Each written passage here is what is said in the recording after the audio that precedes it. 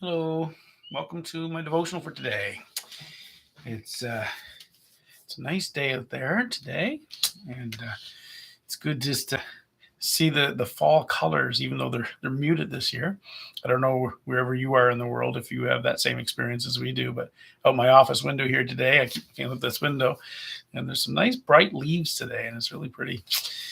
Anyway, God is good. Let's take a look at our scripture for today. We're in Proverbs chapter 7, verse 11.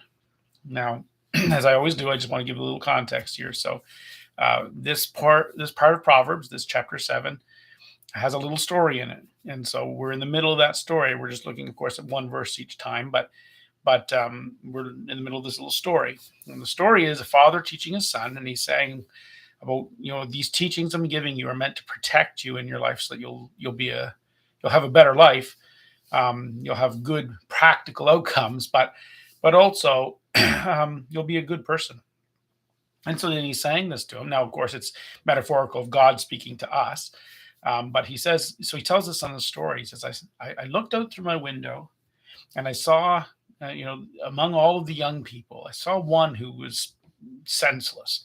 And I noticed him going out in the evening and then into the later evening into the night. He went to a certain street corner and waited for, met this woman and that he was intending to meet, the implication there. And he goes home with her. Now, she's the wife of somebody who's away on a trip, and he goes home and they have an affair. And of course, at the end, the young man pays with his life.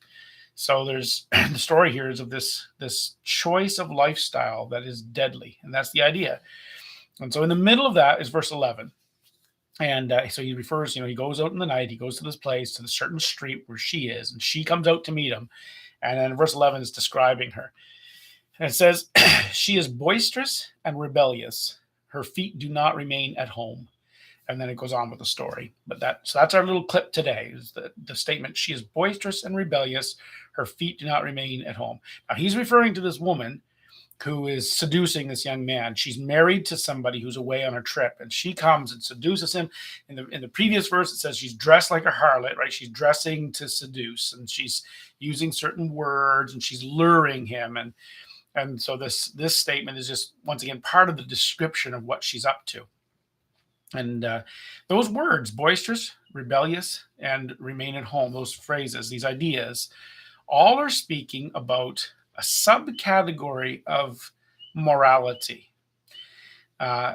called propriety, a subcategory of morality called propriety, or we might say etiquette or manners or whatever, or maybe a more sophisticated way to talk about it would be to call it a social contract or whatever. But there's this idea of what's the proper thing to do, what's a good proper way to behave.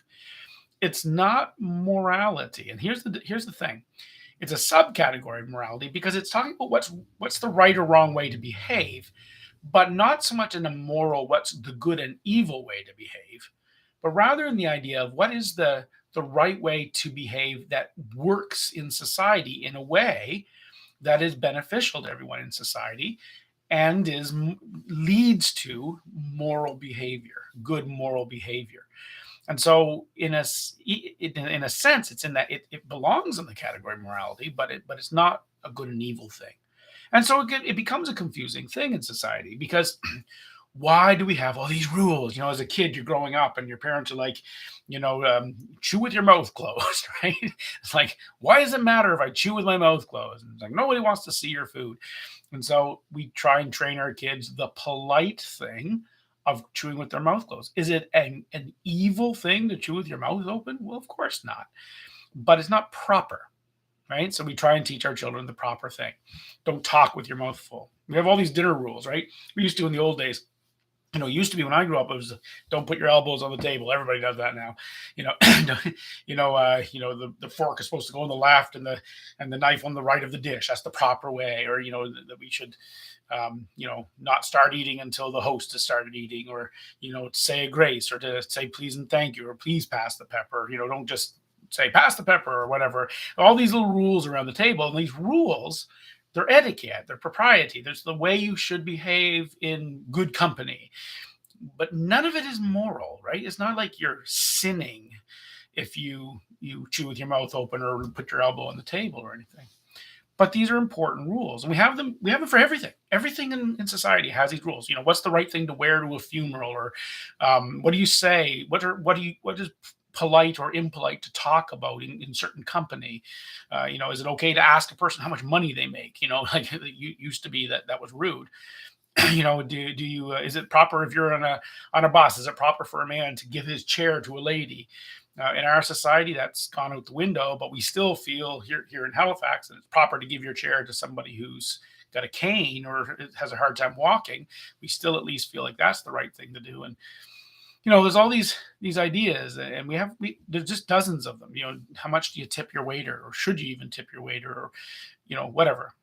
And these rules of propriety, none of them are moral, but they are all connected to morality. And the way they're connected is that they give us a way to help us make good moral decisions by disciplining ourselves to behave in certain ways to others. We show respect for others. We teach ourselves that there are things you should and should not do, and we help ourselves avoid certain temptations. We teach ourselves to give people certain respects that they should have, which then leads to, in the moral questions, wanting to give the same respect.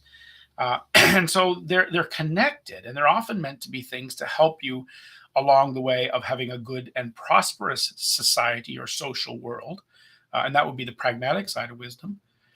Or they also help us with the moral side, help us to be good moral people. And that's the moral side of wisdom. And so propriety is really important.